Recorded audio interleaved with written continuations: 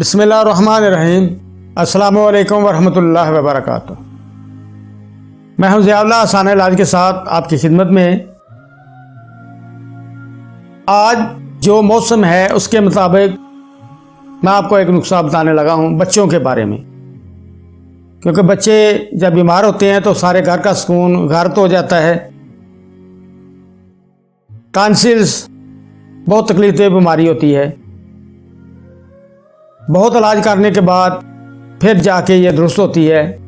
اس کا علاج فوراً کروانا چاہیے اور کسی صورت بھی کوتاہی یا غلطی نہیں کرنی چاہیے، کیونکہ جب یہ ٹانسلز خراب ہوتے ہیں تو بعض اوقات آپریشن تک نوبت پہنچ جاتی ہے اور لوگ آپریشن بھی کروا دیتے ہیں، لیکن اس کے بعد میں جو سائیڈ ایفیکٹ ہوتے ہیں وہ بہت زیادہ ہوتے ہیں۔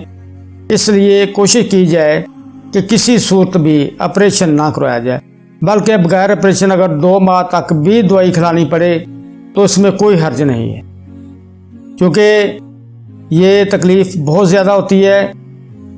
بچہ کھا پی نہیں سکتا، کھانے پینے میں بھی تکلیف ہوتی ہے، بچہ دن بدن کمزور ہو جاتا ہے، بخار ہو جاتا ہے، کیونکہ انفیکشن ہوتی ہے۔ اس سے انفیکشن کو ختم کرنا ہی اصل میں ٹانسلز کا علاج ہو جاتا ہے۔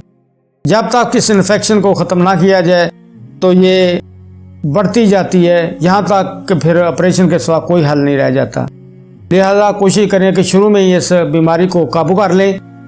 آپ نے کرنا کیا ہے، آگ کے پتے لے آئے، ان کو اچھی طرح اوپر سے صاف کر لیں، روئی وغیرہ جو لگی ہوتی ہے اوپر اسے کسی کپڑے وغیرہ سے صاف کر کے چھوٹے چھوٹے پیسز میں کاٹ کے سائے میں خشک کر لیں، چونکہ یہ ہمیں درکار ہیں۔ سائے میں خشک کرنے ہیں، دھوپ میں رکھنے سے ان کے وہ فوائد حاصل نہیں ہوں گے جو ہونے چاہیے۔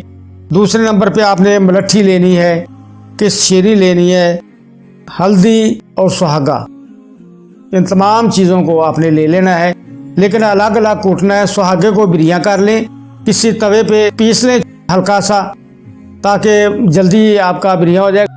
توے پہ پھیلا دیں، نیچے آگ جلائیں گے، اوپر کوئی برتن اوندا رکھ دیں تو انشاءاللہ بہت بہترین تیار ہو جائے گا۔ وہ شگفتہ ہوئے کا وزن آپ نے 20 گرام لے لینا ہے۔ 20 گرام ہی ملٹھی کو الگ کوٹ لیں، اچھی طرح کپڑ چھان کر لیں، تاکہ باریک جتنی باریک ہوگی اتنا ہی اچھا رزلٹ ملے گا۔ یا 0 سائز کی چھلنی میں سے چھان لیں، وہ بھی چھلنی میں سے نکلنے کے بعد جو وزن کرنا ہے وہ 20 گرام آپ نے لینا ہے۔ اس طرح پتوں کو بھی زیادہ مقدار میں کوٹ لیں۔ کوٹنے کے بعد اسے کپڑے سے چھاننا ہے، چھلنی سے نہیں چھاننا، کیونکہ پتے جو ہوتے ہیں ان کے موٹے موٹے ذرات رہ جاتے ہیں۔ اسے اچھی طرح کپڑے سے چھان لیں، اور کپڑے میں چھاننے کے بعد اس کا وزن کرنا، وہ بھی آپ نے 20 گرام لینا ہے۔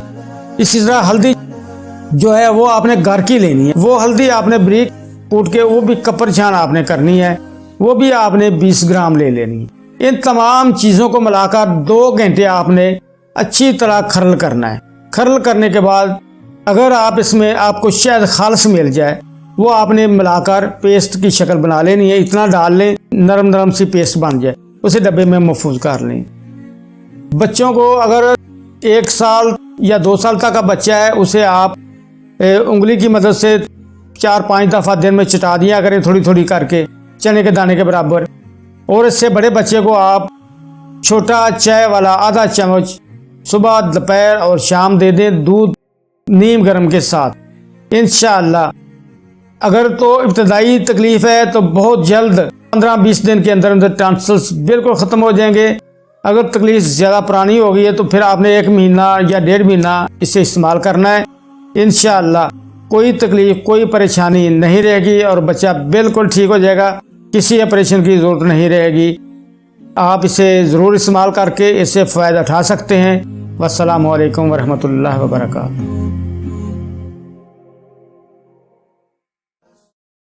وَنُنَزِّلُ مِنَ الْقُرْآنِ مَا هُوَ شِفَاءٌ